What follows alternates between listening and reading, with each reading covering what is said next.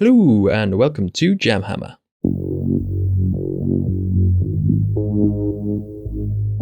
In this video, we're going to be taking a look at providing a solution to the problem of the Slotta bases that are included with the second season starter set, as well as an alternative basing scheme for your Blood Bowl minis. When I was looking around for Blood Bowl bases, I came across plenty of great videos and guides for a grassy scheme, typically quite patchy, with chalk lines to represent the gridiron that is so ubiquitous with this game. However, Games Workshop provides many different boards for use in Blood Bowl that represent the unique stadiums and pitches of each team's home turf, as well as the tiles for Dungeon Bowl. One example comes with the second season box, which has a double-sided board featuring the standard grass pitch on one side for the Imperial Nobility team, but a grey tiled dungeon-looking pitch on the other side for the Black Orcs. I recently released an unboxing video for this set on the channel, which I'll provide a link to here. In this video, while we were assembling the included minis, we discovered that apart from the big guys and the Black Orc star player, none of the models had tabs on their feet, even though they came with slotted bases. A bit of digging around on the internet revealed that the short-lived 2016 release of Blood Bowl included a human and orc team with tabs across their feet for fitting into these bases.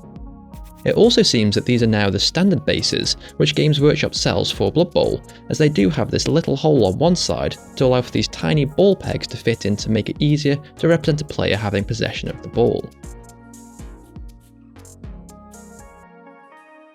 I then tried to find different ways of covering over the gaps and came across a few simple solutions that I tried out.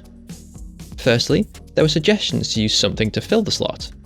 Some folks suggested trimming down some old sprues, but I had a really tough time trying to whittle these down to the correct size, so instead I used a small piece of wood and glued it into the gap using PVA. I managed to find a good fit using this old ice lolly stick of all things. It was the perfect thickness for fitting snugly into the gap. However, as we can see here, because of the rounded edges, it does mean that it still leaves a recess around the wood. Not ideal. Another solution that was suggested was to make use of masking tape. Tear off a little, cut it down to size using a knife, and simply use this to cover over the slot, and then build your base on top of this. This is a really quick and easy fix, but it doesn't provide a strong foundation, as it pulls away so easily from the plastic, and could perish quite quickly, leaving us with a ruined base. Not perfect either then. I then read that some folks just use cardboard on their bases, so I grabbed an old box of cereal, other brands are available, cut something almost resembling a circle, then glued this to the base before trimming the edges with my scalpel again. I didn't have a great experience with this option either though. It may have been that I picked up the wrong kind of cardboard, but it didn't adhere to the base very well, and it ended up just absorbing the glue and curling away at the edges. I was also concerned this was going to perish eventually too, and be unstable as well, particularly if minis were glued directly to this, as their weight would be anchored to a flimsy piece of card. Then another solution was people using green stuff to fill in the gaps. This seemed like a good long-term solution. It would be stable, and it can be moulded directly into the slotted bases for a decent fit. I'm not sure when it happened, but taking to the Games Workshop web store, I could find only this liquid green stuff for running into gaps in miniatures, which wasn't really what I was looking for here, as I wanted something less runny and more pliable for moulding into the large gaps. I found the product I used to use back in the day was still being provided by Army Painter, but it retailed for about £8, and I'm always looking for ways to keep tabletop gaming as affordable as possible.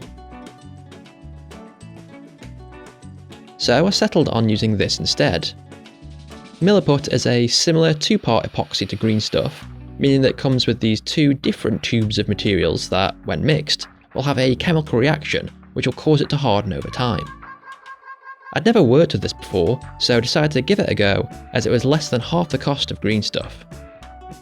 I'll leave an affiliate link to this, as well as all the other tools I used for the video, in the description below for you to click on if you want to try this method for yourself. But any other modelling putty should work just as well, so if you've already got green stuff or something similar, then by all means use that instead. We'll begin by cutting two small sections of each of these materials. We'll then work them together for a few minutes until there are no streaks of either colour left and we have a homogeneous putty, which as you can see is quite tacky and crumbly at the moment. Milliput is much more reminiscent of working with clay and requires you to keep it wet to work with it, so get yourself a glass of water to keep dipping into. As well as some paper towels or kitchen roll. It's messy stuff. And we're just going to work this into the slots on the base, keeping the little hole clear here so we can still use it for the token pegs used to show if a player has possession of the ball. Next we can scrape away the excess top layer using, lo and behold, the lolly stick again. Pick off and move away any more excess that we couldn't scrape off, and then using the paper we can just wipe this clean around the edges to ensure a smooth finish. Using this putty means that we can also fill in the little circular dips that seem to plague modern Games Workshop bases too. I left a few of these bases to dry for a while and was surprised that, unlike other green stuff, this had hardened in only 4 hours. We can see that we've got a nice fit on these, as well as an even finish that should be completely covered up when we come to prime the minis. I have one of the Imperial Nobility retainer linemen here too, so just going to use a little polystyrene cement to affix them to the base.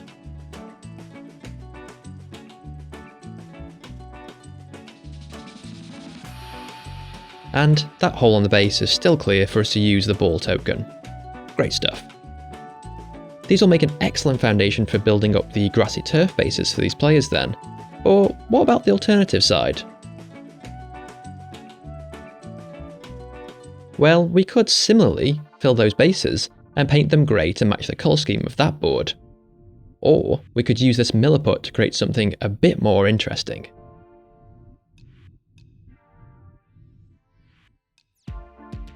Get a big glob of modelling putty, work it together, and then flatten it out. I found the easiest way of doing this was to get some cellophane or saran wrap, fold it in half, pop in the putty, and then use a heavy object like a rolling pin or an old jar of food because you don't own a rolling pin to flatten it out.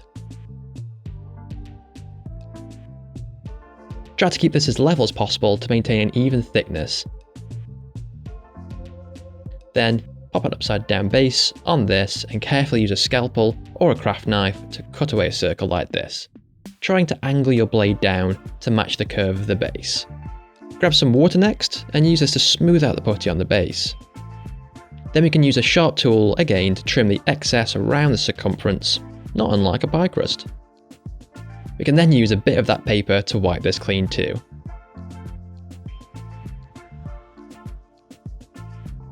Now bring up that board and put your base on an area that you find interesting. This part here where these 4 flagstones intersect, for example. We can then use this as a guide for replicating the pattern from the board onto our bases. I found that, once again, this old stick was the perfect thickness for working away the putty from the base to resemble the recesses in the board.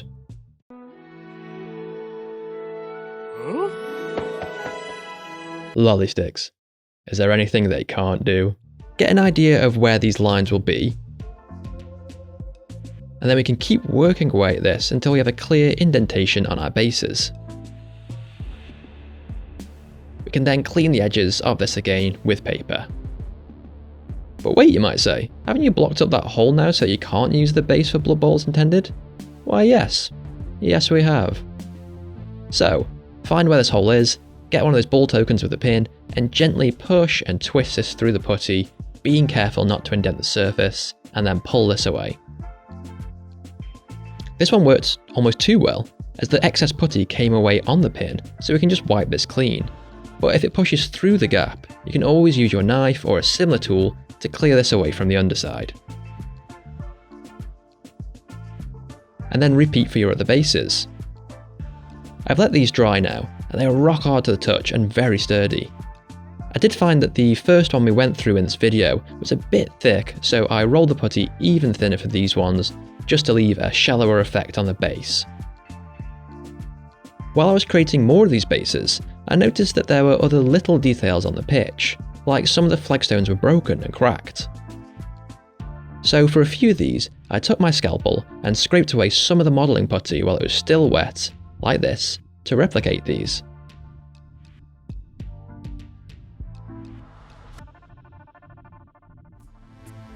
Next up, I'm going to experiment with a couple of different adhesives for attaching our minis to this new surface. I tried polystyrene cement first, which actually did adhere for a while. It worked fine for our Imperial player here, as there was enough contact between the feet and the original plastic base to affix.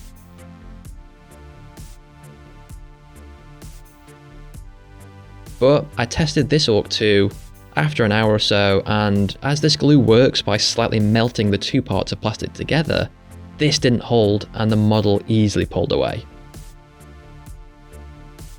So instead I got another orc and base, but this time opted for super glue.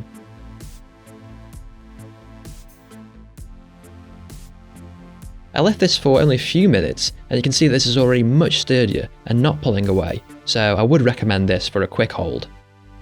I've also since used PVA as well, which is slower drying but ultimately provides an even stronger bond.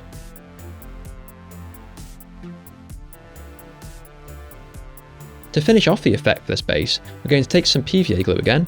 I'm using this economical super thick bond stuff. Grab an old brush and, if you're using a similar PVA to me, water it down well. Then we're going to run some of this in and around the deep gaps on our bases.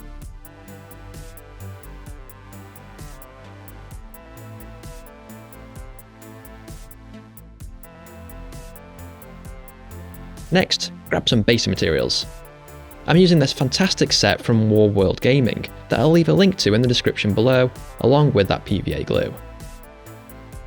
I think this medium grain gravel will suit our needs best, so I'm going to take a few pinches of this over a tub to catch any drop off, and just going to sprinkle this over that PVA layer. Tap off the excess and compare it with the board. I think I might have been a bit overzealous with this, so I'm going to use the back of that brush just to knock a bit more of the gravel loose. And there we go, a pretty affordable and easy to use solution to filling your Slotta bases, as well as a neat way to customise your bases for use in Blood Bowl or Dungeon Bowl. Thank you so much for watching this video, I hope that you enjoyed it. If you did, please consider liking it, subscribing to the channel, and clicking the bell to be notified of new videos being released. All of those other methods I mentioned for covering over the gaps in your bases are perfectly valid too for a quick fix. But once you're used to working with this modelling putty, it's also speedy to use, will provide a more permanent result, adds a nice extra bit of weight to keep your models upright, and you can even customise it, as we've done here, to create unique bases for your minis. There'll be more Blood Bowl videos being released in the future, so please do keep an eye out for more content coming soon to JamHammer. In the meantime, there are plenty of other videos available on the channel, including a few that are on screen now for you to click on. Thanks again for watching.